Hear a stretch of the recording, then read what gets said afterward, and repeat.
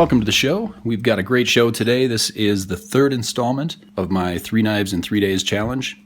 Today, I will be making a Kiridashi, and I'm going to do that using the remnants of a lawnmower blade. I had 3 of these back earlier in the year, and I've made some different projects with them. We have several videos showing different knives and things that I made from them. But after each of these projects, there's always these scraps left over, because of course a lawnmower blade is really large. So I thought I'll use a piece of this material, just a scrap that might otherwise have been thrown away, and I will turn it into something useful, specifically a Kiridashi. And this is my first Kiridashi, so it's going to be interesting to see how this goes. From everything I've seen, the design looks pretty straightforward. You have a single bevel, like a chisel, and then from the other ones that I've seen online, it looks like people just kind of throw in a certain amount of personality. Obviously, traditional Japanese Kiridashis have a different look to the ones that have really proliferated on the internet lately. But I like that. It's fun to take a simple design and modify it a little bit and kind of put your own character into it.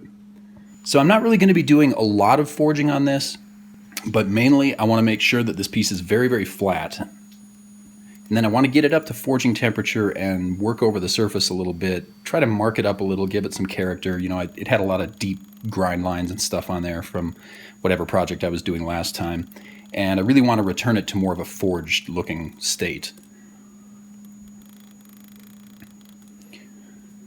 So to do that, I'm trying a few different hammers and just kind of pounding on the surface. And the whole time I'm also trying to keep it as flat as possible.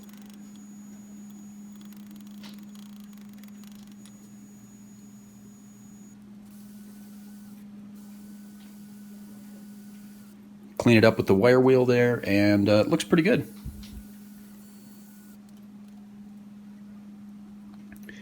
So I'm using a pencil. Lead stands out pretty well on this forge blackened surface. So I'm using a pencil to just really, really roughly sketch out a shape that I want. This isn't going to be the exact shape of the finished knife, but it's a rough shape that I can cut down to and then kind of go from there. There's going to be a lot of improvising in this knife, and you'll see that as we get more into the project. I made a couple of changes to the design along the way, but they were pretty minor, and really the finished knife looks a lot like the sketch you see here.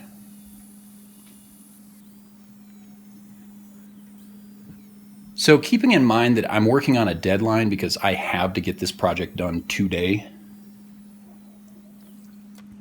since it's day 3 of my 3-day challenge, I went a little bit too fast. And a few weeks ago, I put out a video that actually turned out to be quite a popular video where I said knife makers don't make mistakes.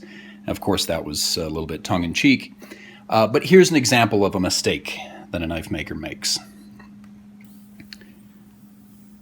I don't know if you caught that there, but I had everything all ready to go, brought out the cutting disc, and blew right through what was going to be the handle of my Kiridashi. No. So I had to go back to the remaining piece and cut out pretty much the exact shape that I was cutting out of the other half of it and kind of do that over again. So in this case, I didn't just make a smaller knife when I made the mistake. I actually had to discard that piece. Although you never know, that little piece might become a knife at some point in the future.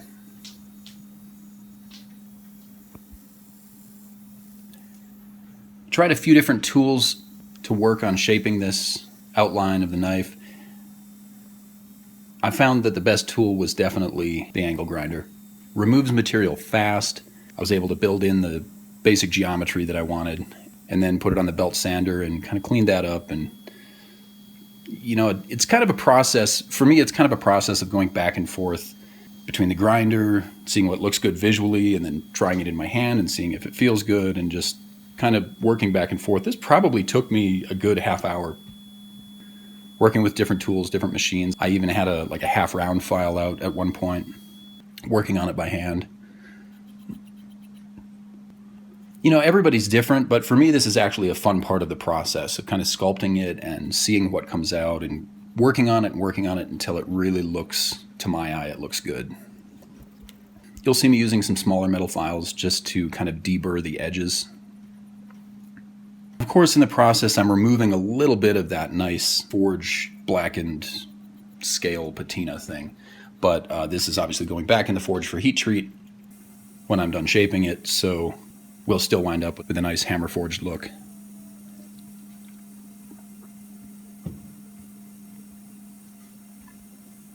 And when it came to putting the bevel into this, I really only have one tool to do that job, and that's this 3x21 belt sander from Harbor Freight. I found that it fits really well in my bench vise, it holds there securely, and as long as I'm careful about what I'm doing, I can get a lot of work done on this sander. A word of caution: if you try a technique like this yourself, there's a lot that can go wrong with this.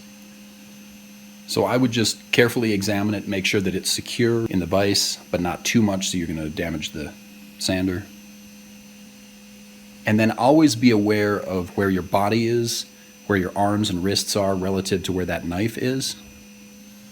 Because if something catches, that sander's moving pretty fast and it could easily throw that knife back into anything that's downrange of it. So be careful about that. And of course there's the danger that you could slip and catch a finger on that grinding belt. I actually did that once and I have a little video of the results. I'll post a link to that here so you can check that out if you want. There will be blood, I'll just warn you. Most of the time when I'm working, I'm really focused on what I'm doing. I'm focused on the next step. But every once in a while something catches my attention. And here I just got a little bit of footage of the forge roaring and sparks shooting out of it against that dark backdrop of the night. I mean, there are some experiences you have when you're doing this kind of work.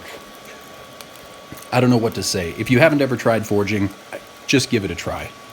It's indescribable. It's some of the hardest work I've ever done, but it's also some of the most beautiful and the most rewarding, and yeah, just give it a try. Time for the quench. With this, I went with an oil quench. I don't know a lot about the steel. This came from a Lawnmower Blade, as I mentioned before. And without knowing any specifics about the steel, I just kind of had to go with what I felt worked. In the past, when I've made a knife out of this steel, I think every time I've quenched in water, but on at least one occasion I saw some cracks develop and I saw some warping. So this time I went with oil. I have to say, I've been getting a little bit more into oil quenching lately, and I've had some really good results. I have yet to see any warping or cracking or anything like that with oil. I suspect that depending on the steel, you may not be getting as hard of heat treat with oil as you would with water, but most of these projects that I'm doing here are for learning purposes. So I'm not necessarily trying to wring that last 2% out of the performance of my steel. I mean, if these wind up with a Rockwell hardness in the 50s, I'm pretty much happy with that.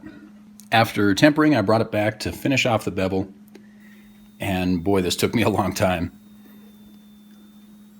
Whatever kind of steel this is, the oil quench worked really well to harden it up. And even after a good long temper at 450 degrees, this was a very hard steel.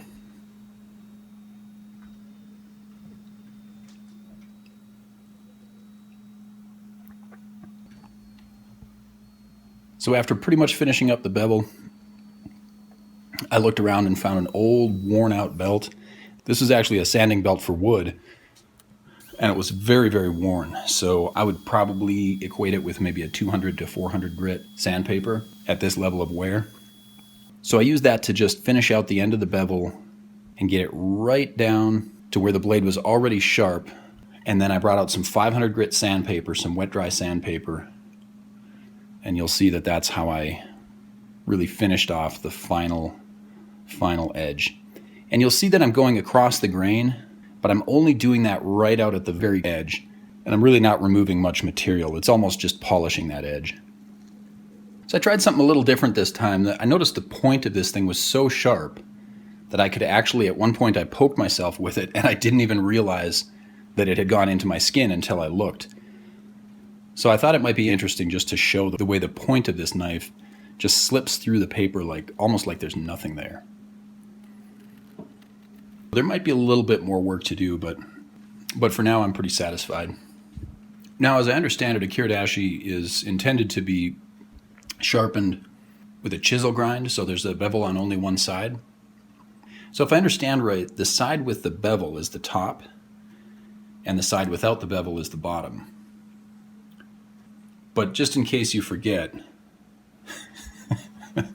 I literally did not plan that. That was stamped from the factory into the Lawnmower Blade and just happened to wind up right there on the Kiridashi.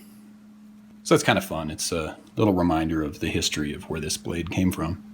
Now, I thought about calling it quits right here. I mean, I said I was going to make 3 knives in 3 days. This is day 3. This is a knife and it's done. But I kept thinking, it's a neck knife.